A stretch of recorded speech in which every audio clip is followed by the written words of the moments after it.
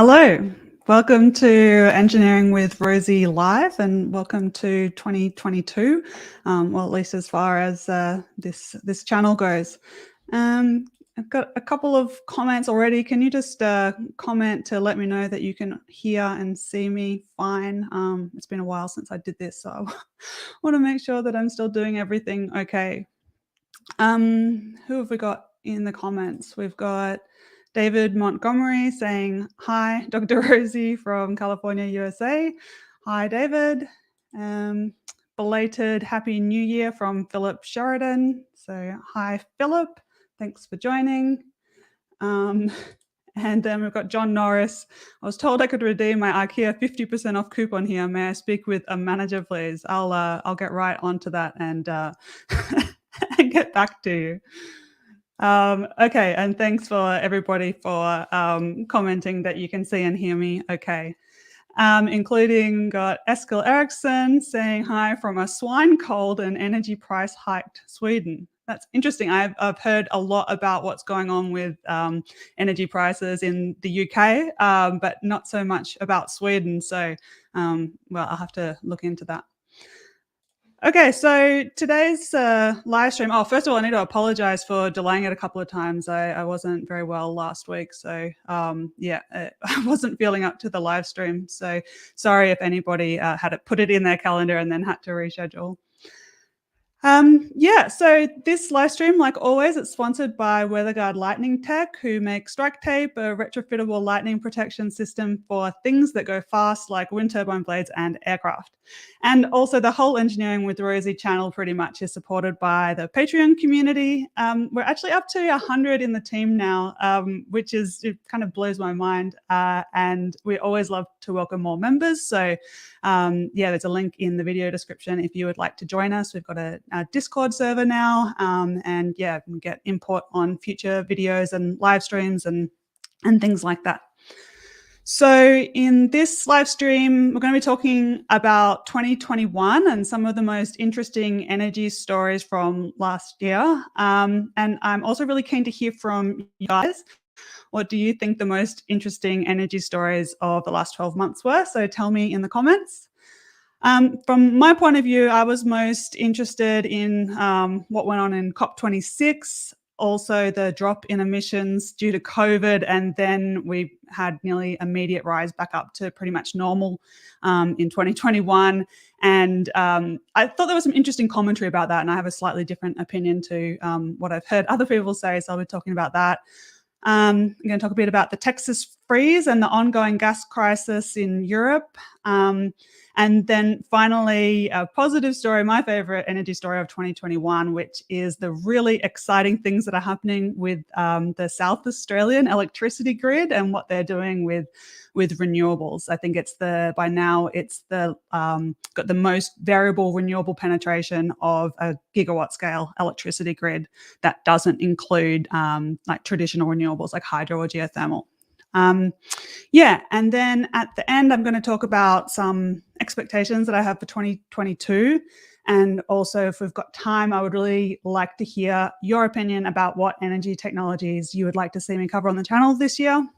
Because I'm kind of, yeah, in the process of planning out what I can do. And I want to make sure that I'm making videos people want to watch. So your input is super helpful there. Okay, so first of all, I just forgot to set up my screen sharing, sorry.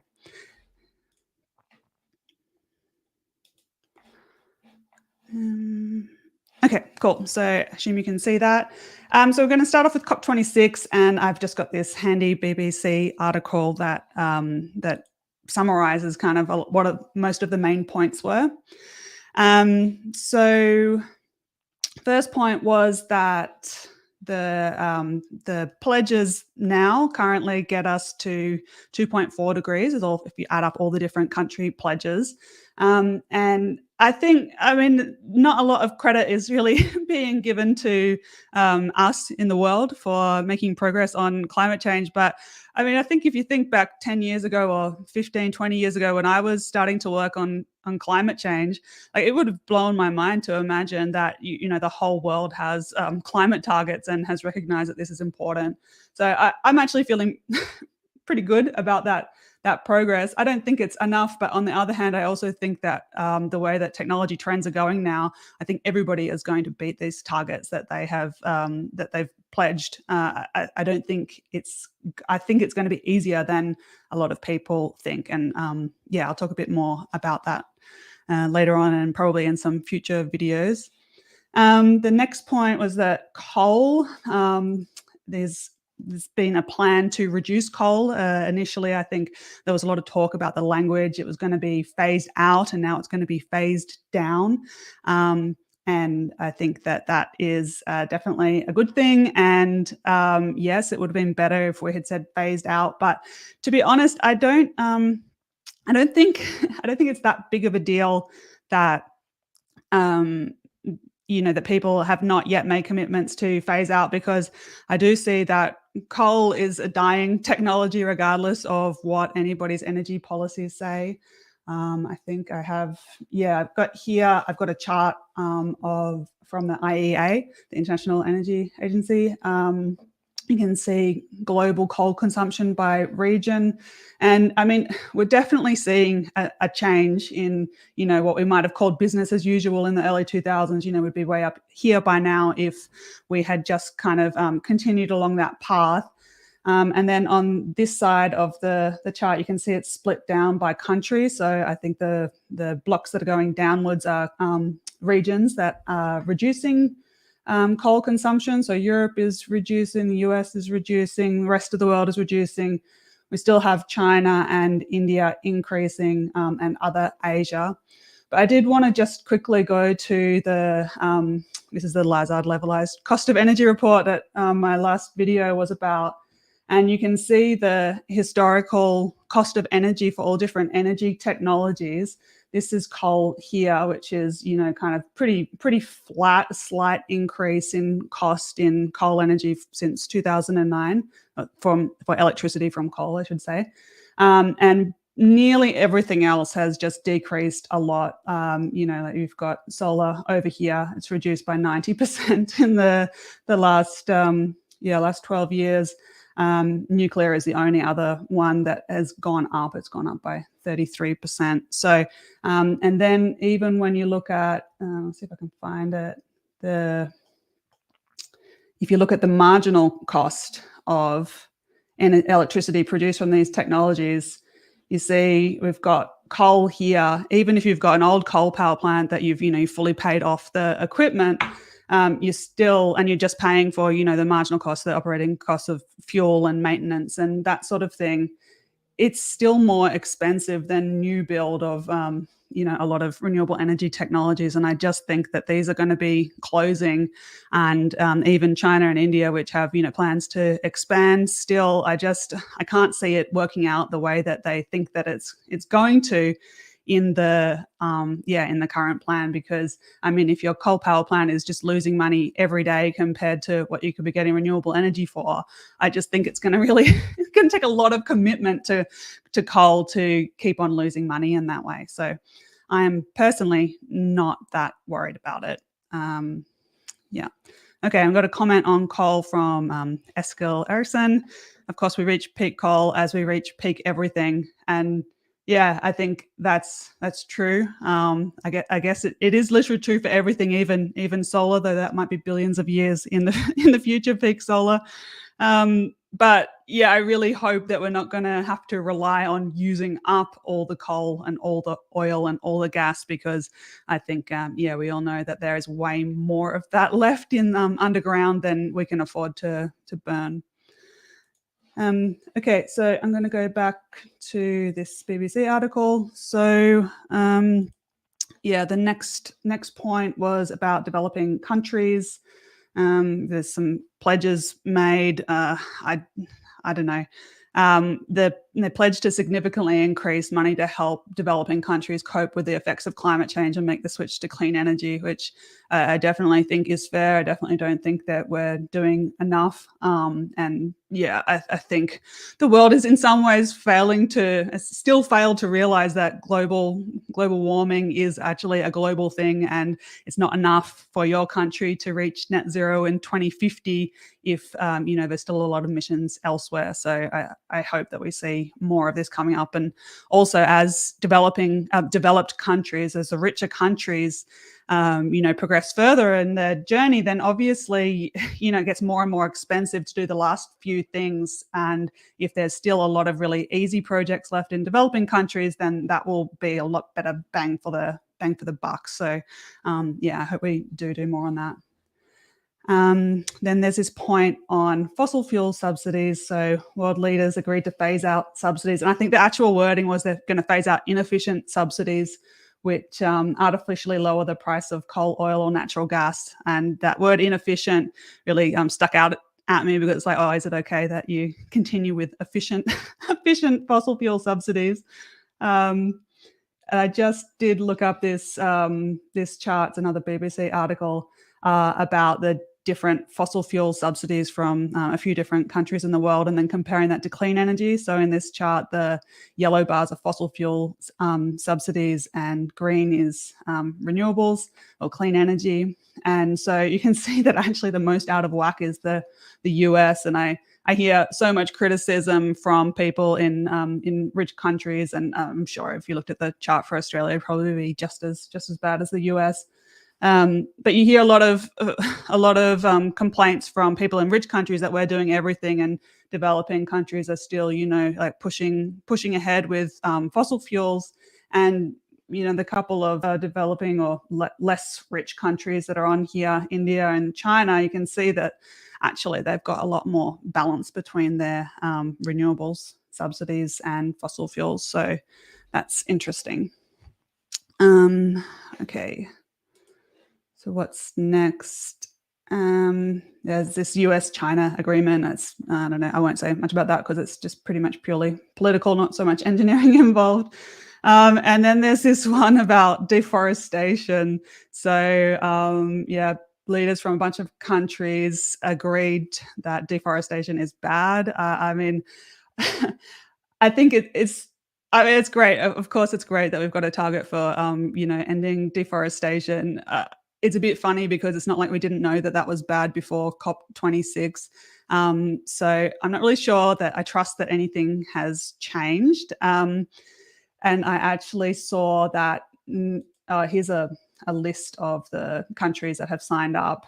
So, I mean, most of the big countries on there, and it's more than 85% of the world's forests. Australia is on there as well. We've signed up. And then immediately after we signed up, we made it pretty clear that we don't actually intend to change anything as a result of this. So, oh wait, have I gone to the wrong? Yeah, no, here it is. I had a quote. Oh yeah, here it is. So some environmentalists in Australia celebrated, expecting this would demand an end to native forestry and old growth logging in Australia, because we still do both those things. That was quickly shot down by the Assistant Forestry Minister, John O'Donoghue, who said the country's industry was already living up to the aspirations of the declaration. And I mean, I saw pictures last year of there's a lot of problems with illegal logging that's being monitored by satellite data, and like these big arguments about the government failing to hold logging companies to account. In some cases, they're actually partly government-owned logging companies. And so, I don't see Australia really leading on this in any way. But according to Australian government, our forests and landmass have been a net sink for greenhouse gas emissions in recent years. So forests are still being cleared, but they are apparently planting more. So they say that that the net effect is positive. So we're living up to the spirit.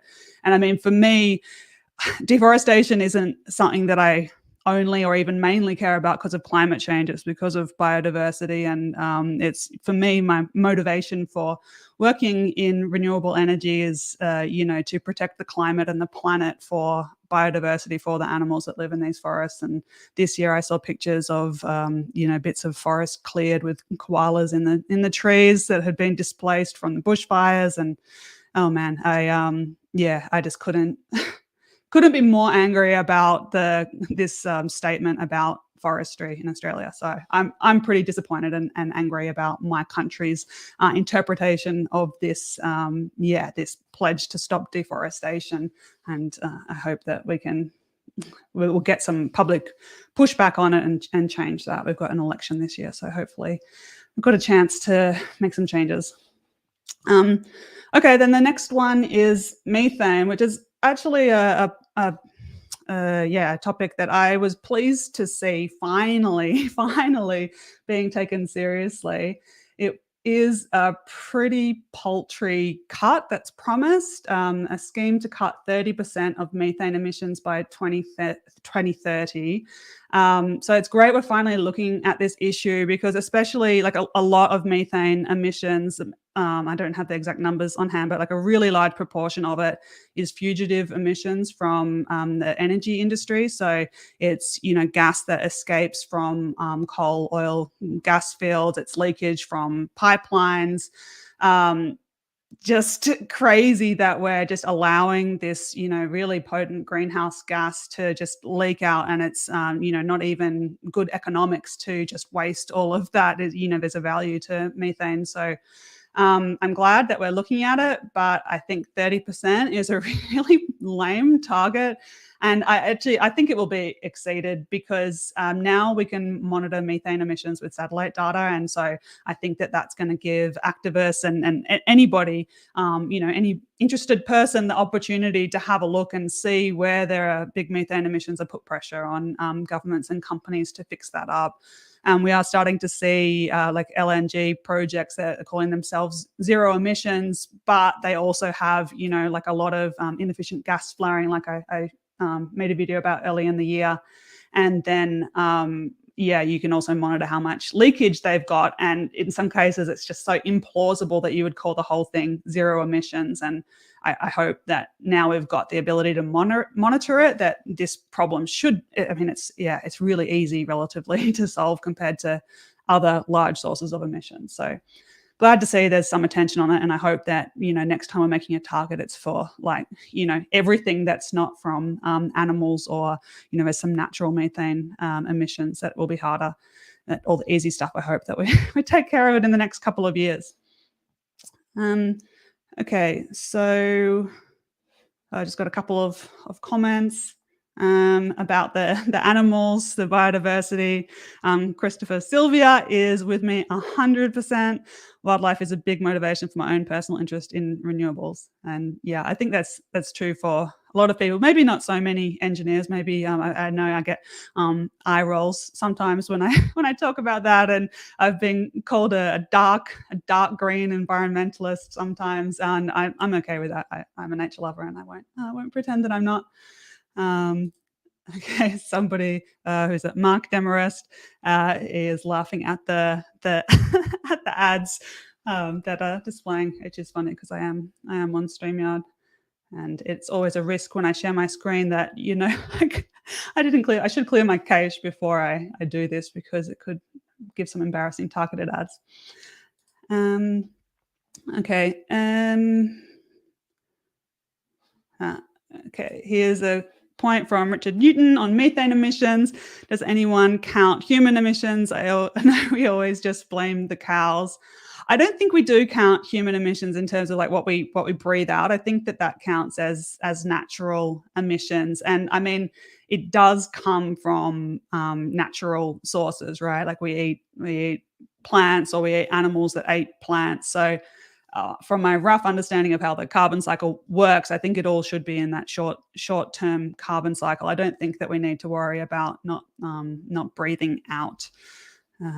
Yes, so that's my personal take on that. And here's one comment from Charles. USA just put money on sealing up methane leaks from old wells. That's interesting, and exactly what I think. It's going to be one of the most cost-effective ways to reduce emissions for many countries. Anyone that's got any kind of, fossil fuel exploration or transport of fuels, which is basically everywhere. So yeah, I'm honestly baffled at why it's taken until now for anybody to even really notice that this was just such a obvious source of cheap emission reductions. Okay, let me keep going. Okay, so yes, next, money. Finance organizations have agreed to back clean techs, and I just think, like, big whoop. I mean, that's what the trend is anyway. I don't think finance organizations have, suddenly agreed to reduce their returns that they're targeting or anything like that. I just think that's the way the market is moving. I think it's a really important thing that that finance is moving in that way, but I certainly don't feel like any financial organizations deserve a lot of credit. I think the credit belongs to the people that are, just everyday people that are demanding this sort of change and demanding, investment in clean projects and not in climate harming ones. Okay, so yeah, that was basically the main summaries of the COP26, and then I couldn't talk about COP26 without mentioning Greta Thunberg. So she had everybody that was talking about COP26 obviously was following what she had to say. She says that it's been named the most excluding COP ever. It's no longer a climate conference. It's a global North greenwash festival, a 2-week celebration of business as usual, and blah, blah, blah. So, I mean, I kind of agree and disagree. I think I might actually be even more cynical than Greta Thunberg, because I had absolutely zero expectations from this. I've never expected governments to do anything much useful for climate change, maybe partly because of the country, that I live in, that is making immense progress on renewable energy with zero leadership from the federal government. So yeah, I agree about the blah, blah, blah, though I never expected more.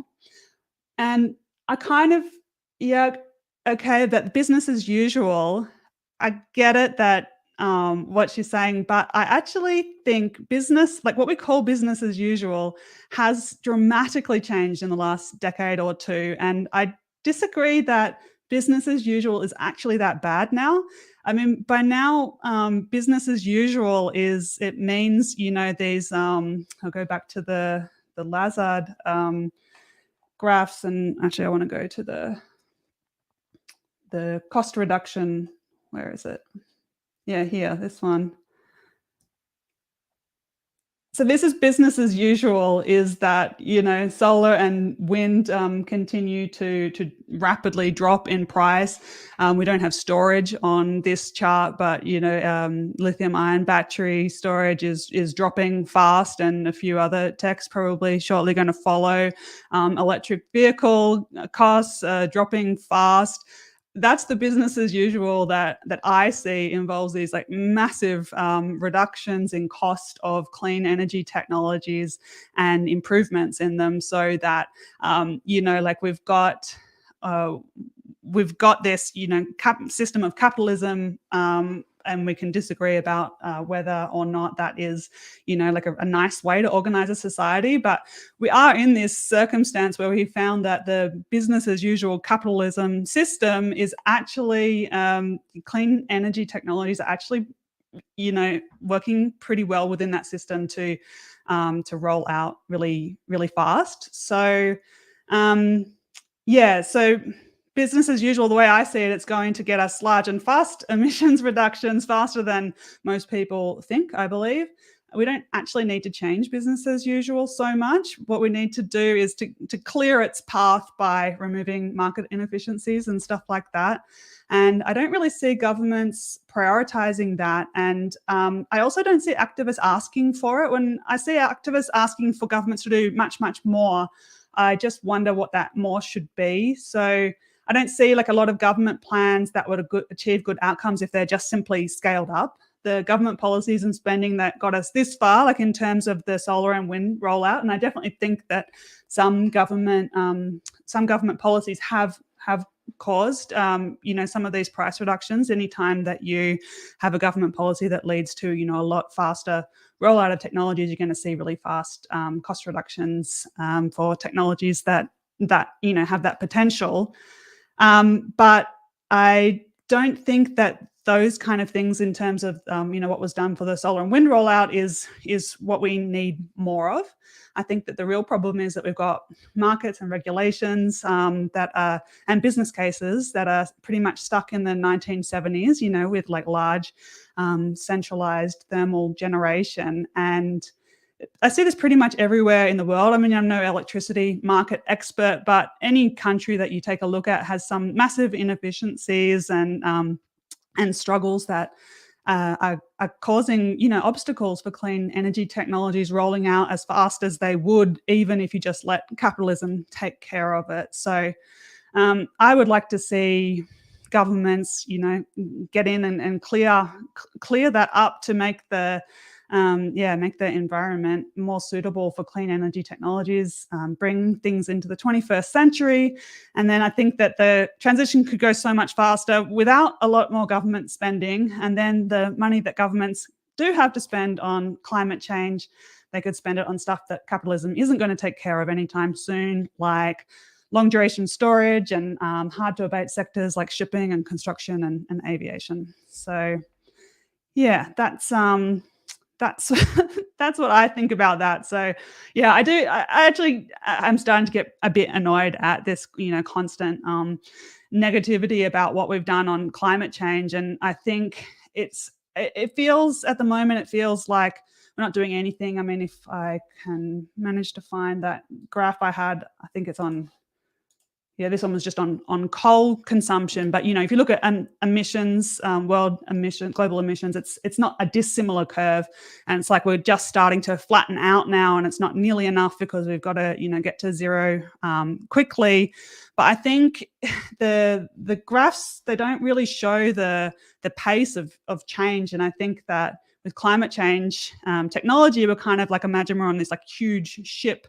It's it can go in one direction really fast, but to turn it around is slow. And I think at the moment, like this part of the graph was the ship coming into the dock and slowing down, and then here looks like we're standing still, but actually the ship has turned around now. And to get us to go back to the point where we were just emitting at the rate that we were 20 years ago, you would really actively have to intervene to prevent people using clean technologies, because they're just better in every way now. So yeah, that turned into a bit of a rant, but I am starting to feel like engineers aren't being given enough credit for what we've done over the last 20 years. It's not sometimes activists and friends of mine as well. We all have the same goals, that we want climate change to be solved. But sometimes if you say, like if I say what I've said to you guys about technology trajectories, they're like, oh, you think that technology is going to magically solve it all? I'm like, no. I don't think it's going to magically solve it all. I think that for the last 20, 30, even actually I was talking to one guy who's been working on solar energy since 1979. This decades of constant effort by engineers is why we have technologies that can do so much so fast. So yeah, I didn't mean to talk so long about that topic. Got a bit worked up.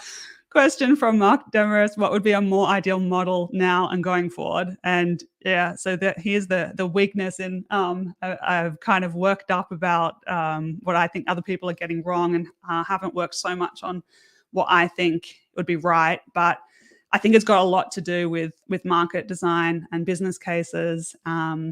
And it's not my area of expertise, so I should be careful to not just say something totally uninformed. But you see a lot of inefficiencies, like renewable energy targets in Australia, and in a lot of places you have like renewable energy certificates that you get for producing a megawatt hour of renewable electricity.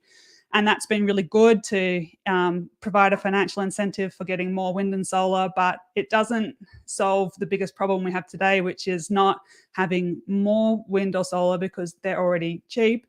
The problem is getting the renewable energy at the right time, and I'm going to talk a bit more about that coming up. So that's an example of where you got something that a policy that was set up to support renewables rollout, and it worked, but it's not. We need to get to the next step. Yeah, and here's a comment from Christopher Sylvia. Power markets treat short-term and long-term storage very differently. And yeah, I agree. I think that and I will actually, it's something I wanted to talk about as well when I talk about the Texas freeze and the gas crisis. I think that that the current system is not, and capitalism probably on its own is not that well set up to take care of long-term reliability. Okay, and one more from Christopher. Short-term energy storage with lithium ion works as a business to make money in the current Australia grid. Yeah. Oh, I need to not connect my phone to my computer while I'm doing a live stream. Okay. All right. So end of rant. Okay, so then actually the next one is kind of a ranty topic as well. It's about this idea that so COVID-19 it caused the biggest drop in carbon emissions ever. How can we make it last? This is a podcast I listened to in the conversation, which is a really good podcast, by the way, if you haven't heard it. So COVID-19 in 2020 caused about, I think, a 5 or 7% drop in emissions. And then then the next headline, global emissions almost back to pre-pandemic levels after unprecedented drop in 2020, new analysis shows. And I did think also this like subheading on this one, how can we make it last in relation to the drop in emissions due to COVID. That got me thinking that I think this is a weird way to think about the energy transition, and it's something that some of my other climate change friends and professional connections have mentioned to me about how they feel pessimistic about the trajectory of climate change.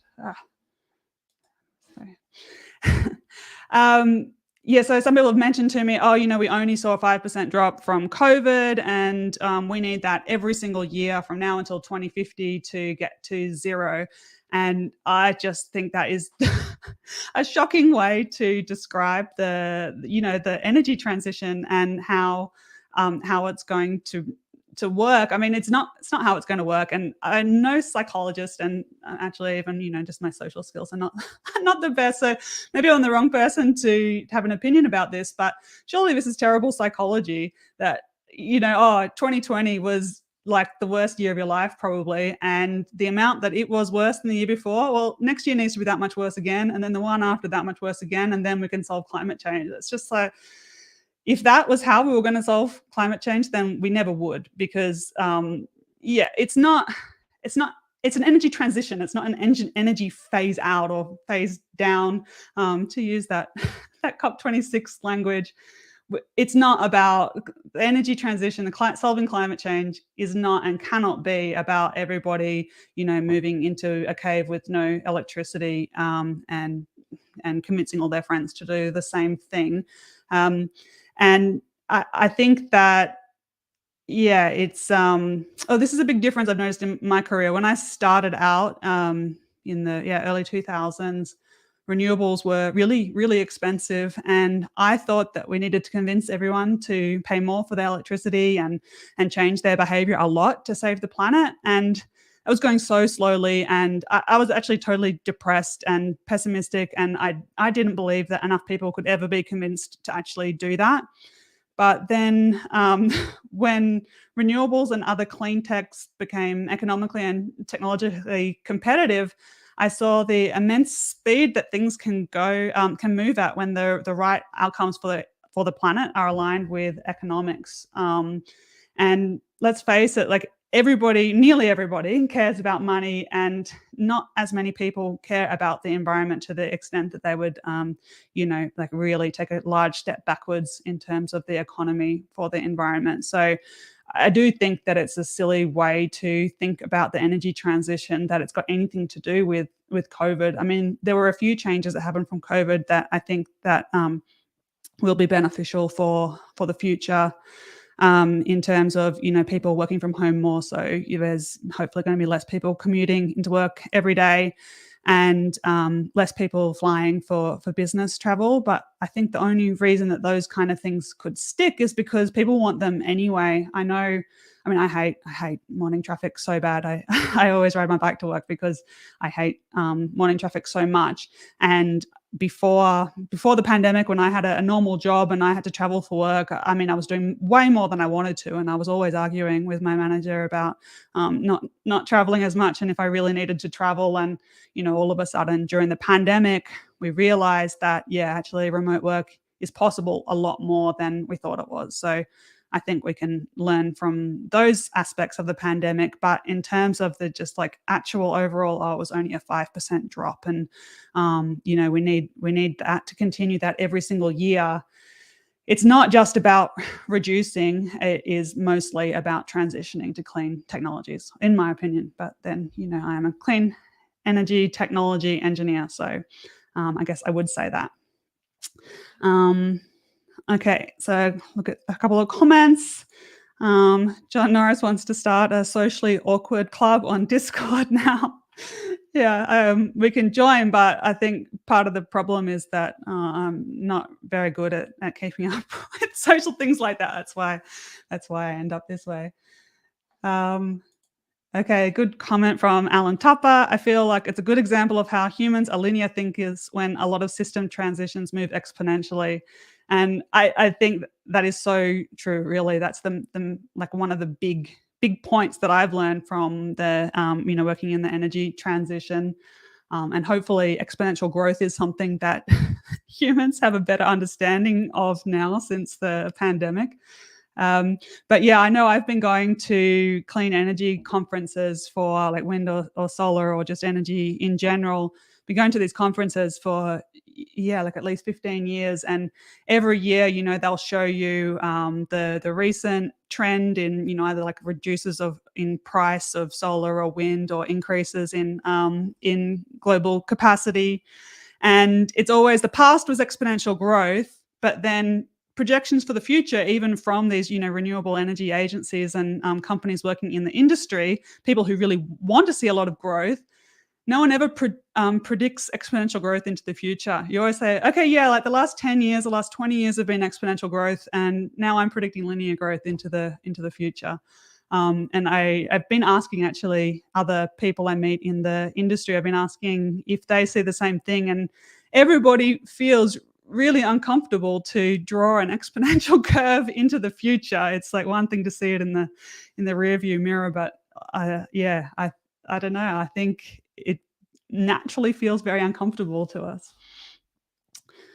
Okay. Other questions. Bruce Emerson, isn't the useful message that changes in human behavior do make changes in emissions a response to those who feel like things can't change? Yeah, I think that's true. I probably overreacted a little bit to this point about the COVID emissions drop, because some aspects of it were from human behavior changes. And in fact, on the podcast, the researcher who's speaking on the podcast, that's basically what she's saying, is that like people learned that most of this emissions reduction was actually from private cars. It's not mostly from aviation, despite the image there and despite what people probably usually think about it. It is decisions that individuals can make a big difference. But I don't want to focus on the things that we missed out on that we wanted, and think that is, that I don't want to get the impression that we all need to stay at home and never go anywhere, never socialize, never, don't go to your friend's wedding on a different continent or whatever. So I guess that's the point that I'm trying to make. All right. So, all right. Next, I wanted to move on to the Texas freeze and the gas crisis. Actually, I don't think I have a good article up here about to go with that. Maybe it all. Anyway, so I'll just hide that then. So yeah, the next topic I wanted to talk about was Texas freeze and the gas crisis. So I'm sure everybody knows what they were, but yeah, like back last winter, not last northern winter, Texas had this crisis where they had cold temperatures, and it's not like it was unprecedentedly cold. It was just, like it's only that cold every few decades, and their whole energy system couldn't cope with it. And then the second part to this is the gas crisis, which is going on now in Europe primarily, although I think it's being felt elsewhere. And I think both of these have been, most of the headlines that I see about these, like in the mainstream media about these two topics, are usually finding an excuse to bash renewables. I think any energy crisis is an opportunity to bash renewables if you don't like them. And it's kind of funny because in both cases it was much more about the gas the gas part failing than the renewable energy part failing. But I do think that they both highlight problems that we will face with a 100% renewable energy system as well, which is that energy resilience is so important in any energy system. And if you're trading energy between countries, then you need a lot of trust between those energy trading partners. So I think, at the moment, there's a lot of people are talking about, the relationship between Russia and Europe, or even between the UK and, the EU. Are we going to be able to trust that these supplies are going to stay on in the future? One of the big causes of Texas was that Texas doesn't trust other parts of the US to be in the same grid with them or connect to them, and so they didn't have the opportunity to, draw on electricity from a less stressed part of the country when they needed it. And obviously, when you move forward and you have a lot of renewables, you're going to start to see, like every now and then, you're going to get an unusual weather pattern, and we're going to need a way to deal with a time when there's a lot less wind, a lot less solar than used to. Plus, combined with extreme weather, it's basically the pattern that all of these energy crises have in common. I did see that Texas is now forcing all of the generation in the state to winterize, and they've just done a bunch of checks, and so that should be under control, hopefully moving forward. And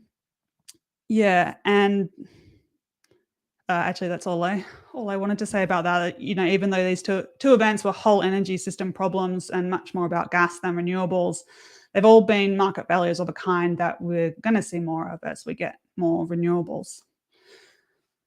Okay, so a funny comment from Bruce Emerson. Thanks for having 100 tabs open at the same time. Feels like home.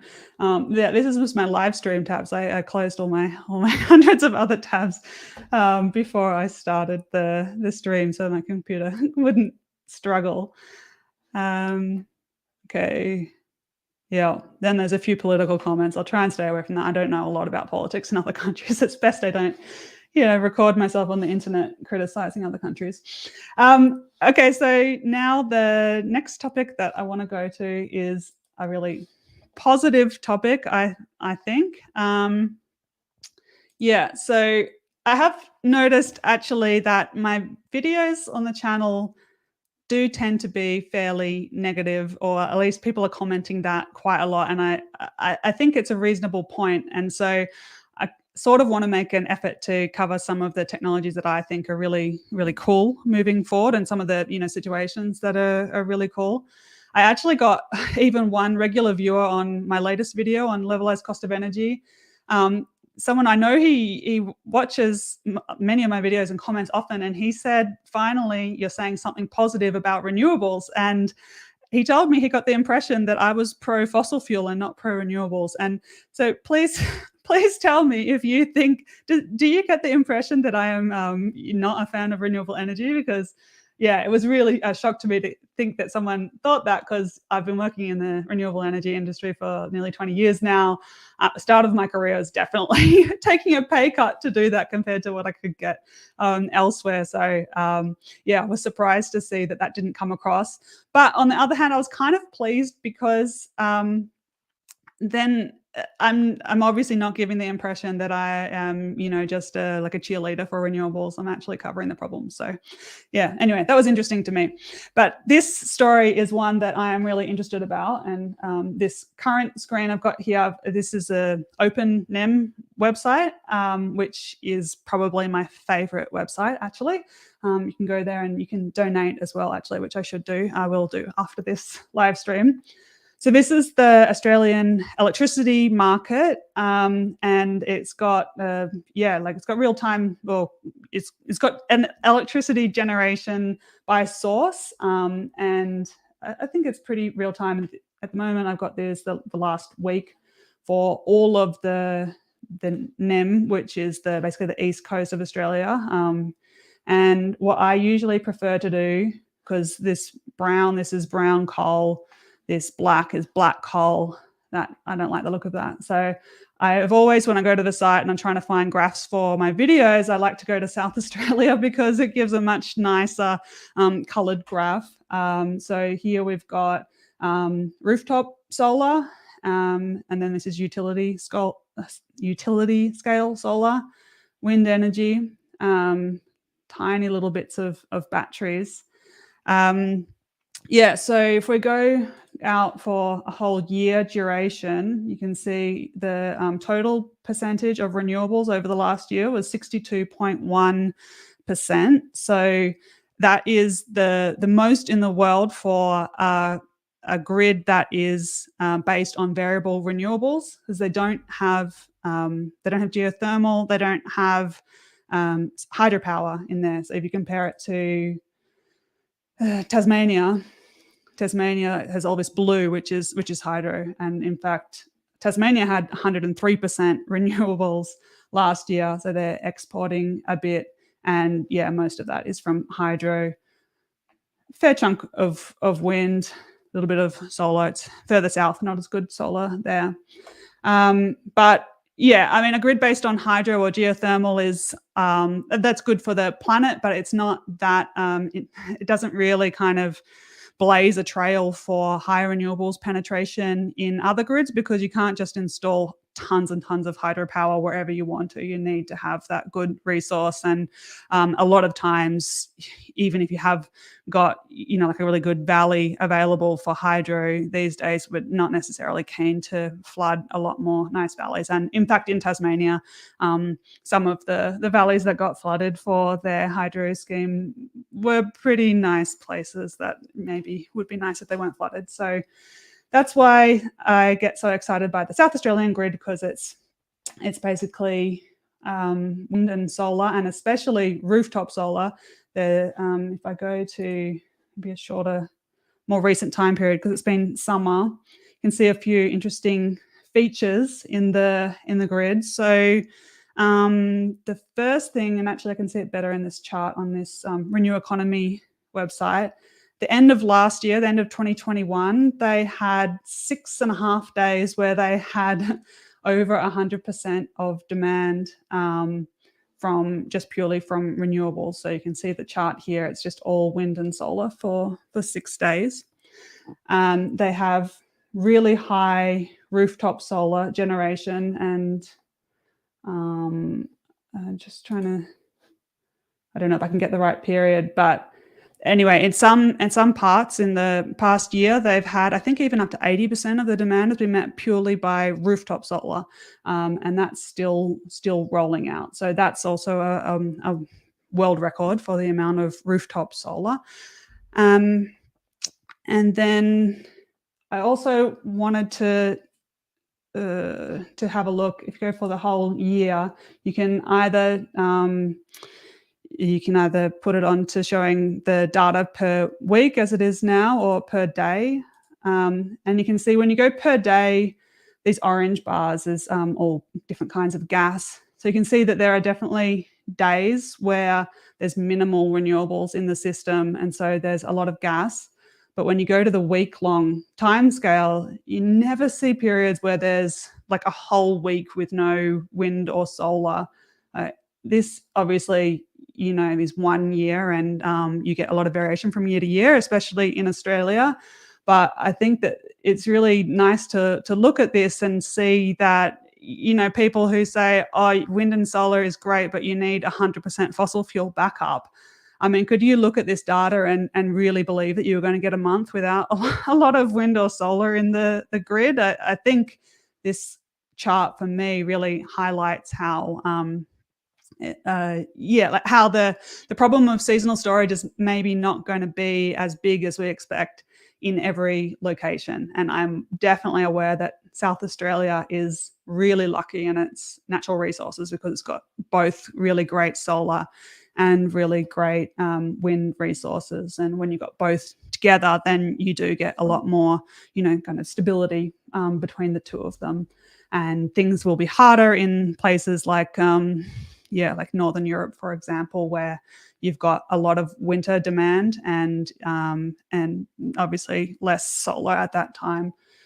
So then you would be a lot more worried about weeks or multiple weeks with low wind speeds. Okay, and then one other thing I wanted to look at with this chart, and I'll go down to the last week. So you can see there's plenty of times where we've got this line here is like 0. So anything that's below this line is like more than the needs of the grid, and it is connected to the rest of the grid, so they can push that out. But even there's plenty of times where we've got more than enough wind and solar to cover all of South Australia's needs, but you still see these orange bits, which is gas generation. And that is because that's needed for grid stability. And so that's another point where South Australia is doing some really exciting things. So until earlier in the, like at the start of 2021, I think there was a certain amount of gas generation that needed to run at all times. And then they've just recently installed a couple of synchronous condensers. And those are like really huge. It's still like a huge spinning mass. So you get inertia in the same way that you get inertia from a thermal power station, in that, it's like the same as mechanical inertia, that there's something that's just spinning. And if there is a sudden increase or decrease in demand, then, this thing's spinning, it can't stop suddenly. And so you keep the frequency nice and stable. But yeah, synchronous condenser is a way to do that without burning fossil fuels. And I have got this little video here. I'll just display that. You can see what it looks like.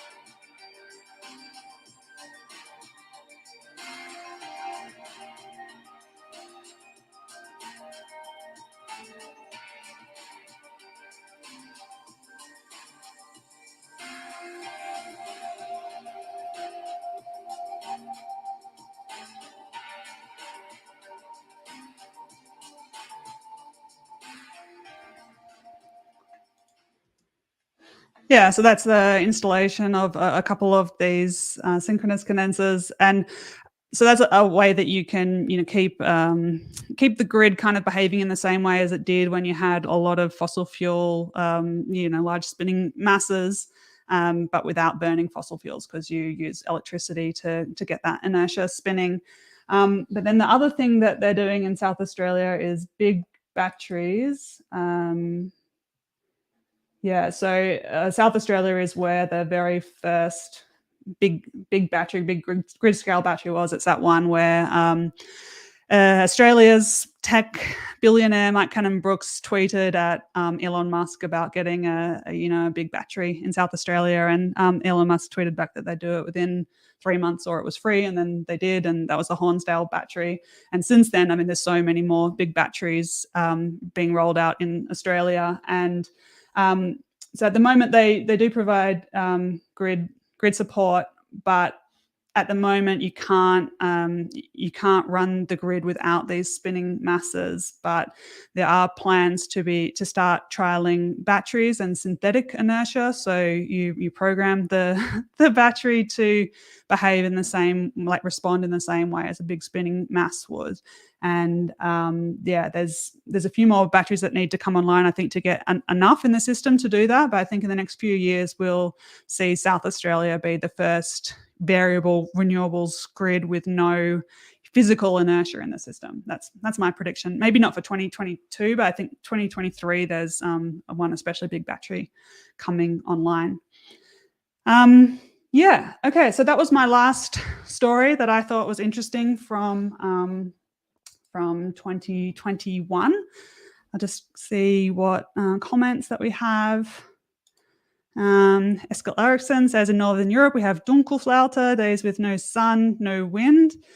Yeah, that's true, and I did mention it's harder. Definitely, the challenge is harder in Northern Europe, but I think that there are going to be solutions that come on that are not as, like the brute force method would be to just, get as many batteries as your longest Dunkelflaute. And I don't think we're going to need that. I think we're going to see more, creative storage with, maybe thermal storage, like storing heat as heat, which they already do in Northern Europe, in Scandinavia, which is where I assume you're from with the name Ericsson.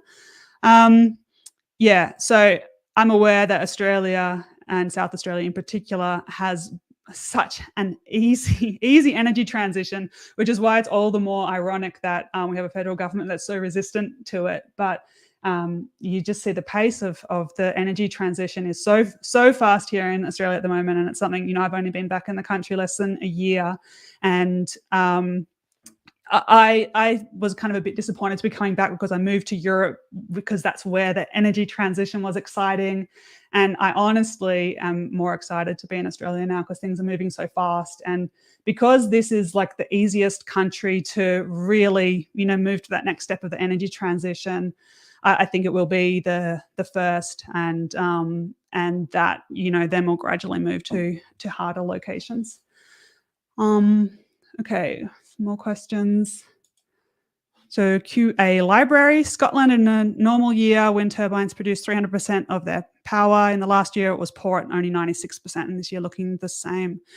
Yeah, that's interesting. That's a lot of variability, and I definitely think that while we were learning about this system, it's good to have a lot of interconnectors, and it's good to leave your, especially gas infrastructure in place so that it can fill in those gaps when it's needed. Okay. Funny question, funny comment, from Ashton Kirby, the world's biggest banana. Maybe this is a comment on what this looks like, and maybe you're not aware, but we do have the world's biggest banana in Australia. Now I have to see if I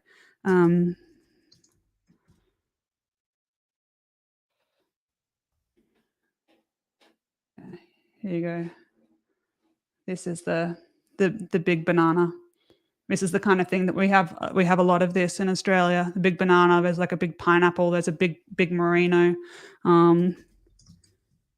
That's how we roll in Australia. We make really big things and we put them by the highway, and this one's near where I live. So every time you drive to Sydney, you used to drive through Goulburn and past the big merino. Then they bypassed Goulburn and you didn't drive past it anymore. So they moved the big merino so that it is once again by the highway where it belongs. So, yeah. Okay. Other questions? Yeah, a few people commenting on other kinds of where we're up to with renewables and other grids. So maybe that's a good video idea to have a look at what's going on in the different grids. California's at 50% renewables with near zero wind. Yeah, right. And that's interesting because it's winter, obviously. So they've still got a lot of sun in the winter, which is what it's like in Australia too. And I know it's not like that in Europe. actually, it was the main reason why I couldn't continue living in Denmark, because I need to see the sun, and you don't see the sun for months and months in a row sometimes in Northern Europe. About the big merino, Richard Newton's asked, did they move it or did it move by itself? That is, yeah, that could make a good video, actually. I mean, a good, like, movie, Hollywood type movie, big merino coming to life. Okay, I did want to move on really quickly. I thought this would be a short one, but it's because of all those lengthy rants that I did, taking up a lot of time. But a couple of predictions and hopes, and I don't know, just ideas for 2022. So what I am mostly interested in is to see how, like, there's a lot of technologies we've been talking a lot about but not doing much about. So hydrogen would be the biggest example of that. We talk a lot about the hydrogen economy, but no one has actually yet moved hydrogen a long distance. We're not actually producing green hydrogen. We're talking a lot about blue hydrogen and how it can be clean, but no one's actually managed to produce clean hydrogen or, in fact, get many of the carbon capture and storage projects working. And I'm kind of hopeful we'll see some progress on some of these. I've got to find the tab that I have it on. Here it is. So the one interesting thing at the moment is the price of carbon in I think it's like 20 different carbon price markets around the world. Even in Australia, even though we don't have a price on carbon, we have like a voluntary offset scheme, which is seeing increased prices recently. But this one's Europe, and you can see prices have gone up a lot over the last year. So they were below 40 euros a ton, and now it's above 80. And I think we're predicting in the bits of the US that have it as well that it will go over $100. And I did notice that is because I spent a lot of last year making videos or researching carbon capture and storage, and I know only one of those videos has made it out so far, but I've got a couple more coming up.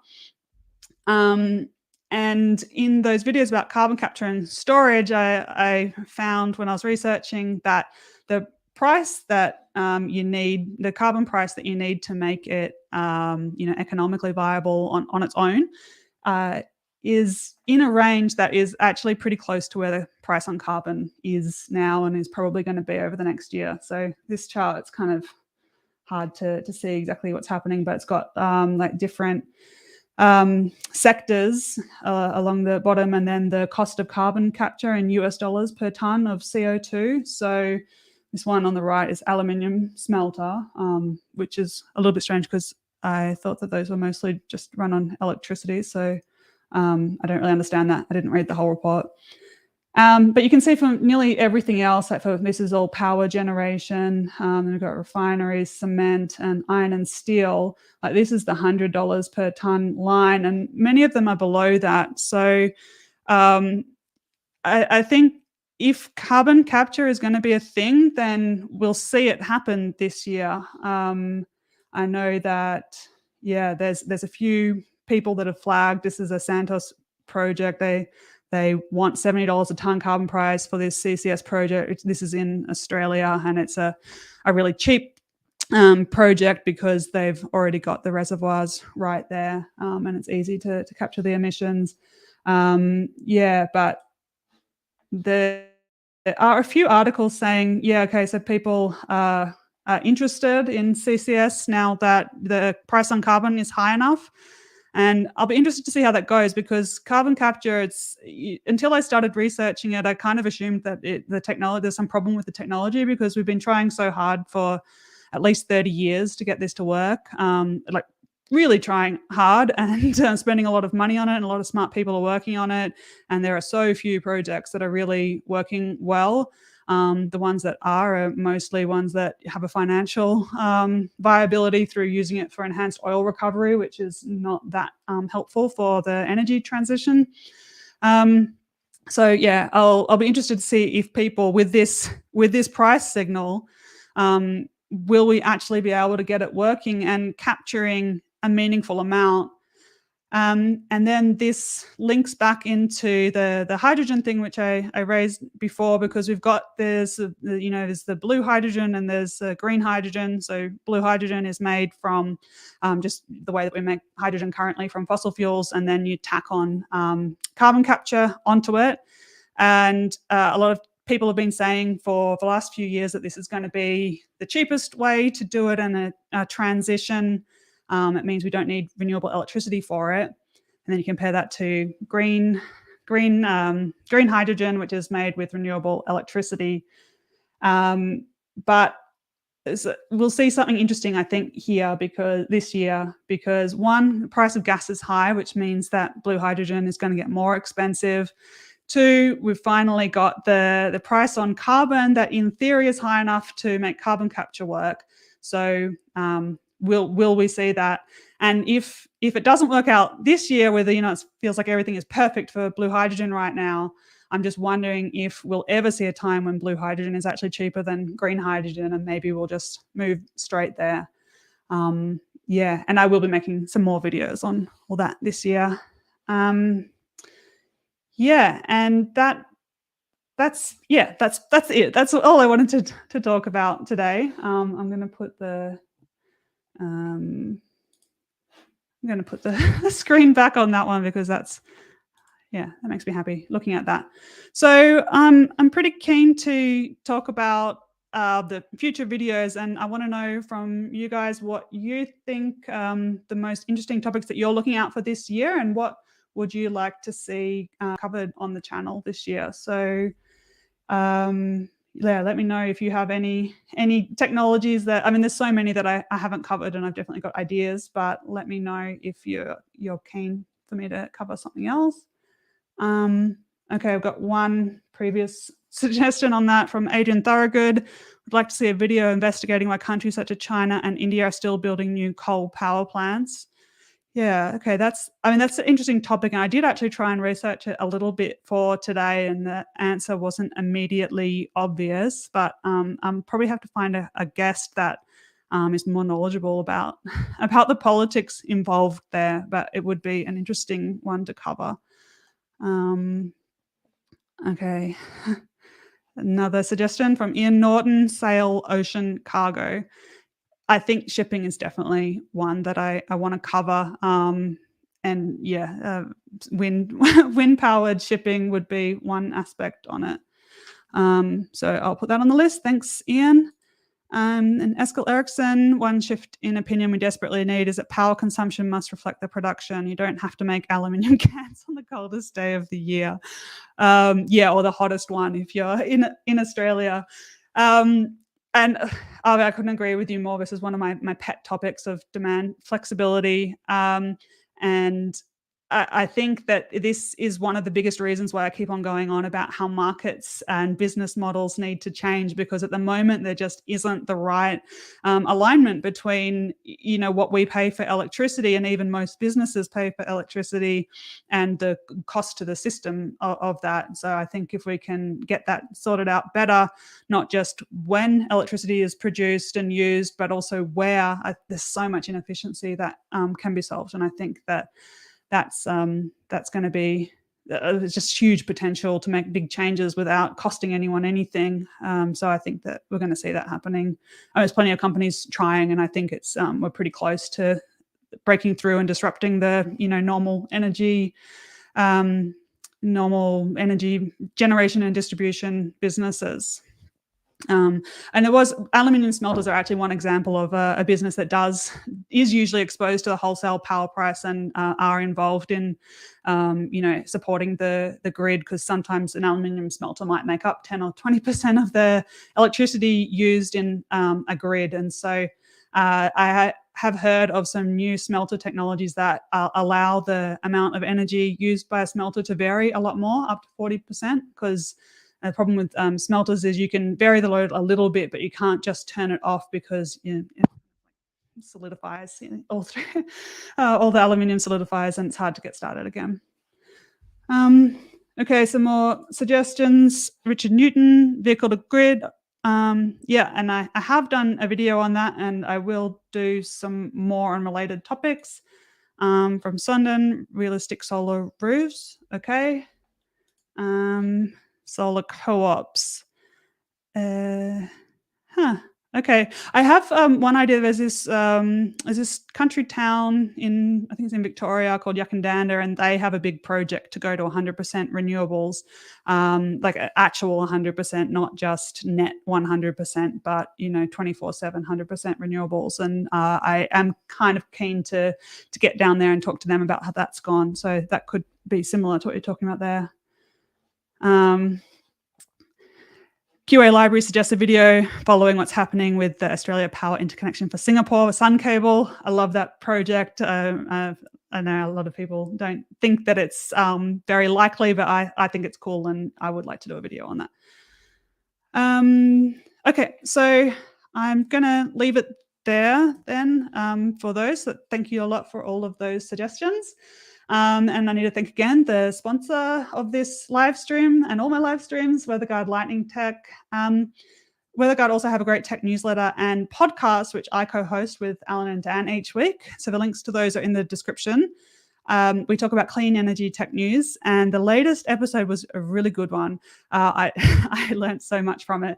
So yeah, it was about offshore wind and how the process goes from the time when you identify a site that you think would be good for offshore wind, through the bidding process to get a lease, and then through to construction. So we spoke with Kevin Ewing, whose law firm Bracewell is very experienced with that process in the US. And he told us all about the legal and regulatory challenges, offshore lease auction process, litigation, environmental studies, public commentary, and a lot of other stuff. Answered all our questions. So yeah, if you're interested in how the mechanics of project development for offshore wind works, then I definitely recommend checking out that episode. Yeah, and I also need to thank again the Engineering with Rosie Patreon team for their support. If you want to join the team and support the channel's growth, help steer the future direction, and join the chat on the Patreon-only Discord server, then you can find the link in the description. Now, upcoming videos, I have got a bit of a backlog of kind of half-finished videos. I'm trying to make a quick update to the Levelized cost of energy video I released just before Christmas. It was a surprise hit. I was expecting that to go down like a lead balloon. I thought no one is really interested in that, but it was actually very popular, and so many people wanted me to include nuclear, and also a few people suggesting geothermal. So I want to do a really quick update to that to include those. But spoiler alert, nuclear is the most expensive out of all of them. And I also get asked a lot to include storage in that, and I will, and it's so important, but it's a really totally different kind of analysis and actually a lot more complicated. I don't think most of the standard methods out there are really good for comparing the cost of storage. So I'm working on that with the same guy, John Poljak, who helped me with the LCOE video. So sometime this year I'll get that out. And I do still have a video on CCU coming out, carbon capture and utilization. There will later on be one on storage. And I've also recorded interviews on small modular nuclear reactors and zero emissions steel. So I'm working to turn those around too. But yeah, a bit of a backlog and a bit of a busy time. Okay, so I just have to put this comment up because it's a sweet one. Stephen Cody says, thank you for inspiring my 7-year-old daughter to be interested in engineering. She loved your episode on wind turbine blade design. That's really sweet. And I love getting feedback like that. That makes me feel very motivated. So thanks for sharing that, Stephen. Okay, so that's all for today. And I'll see you in the next video and the next live streams. Thanks so much for coming today, and I'll see you later. Bye.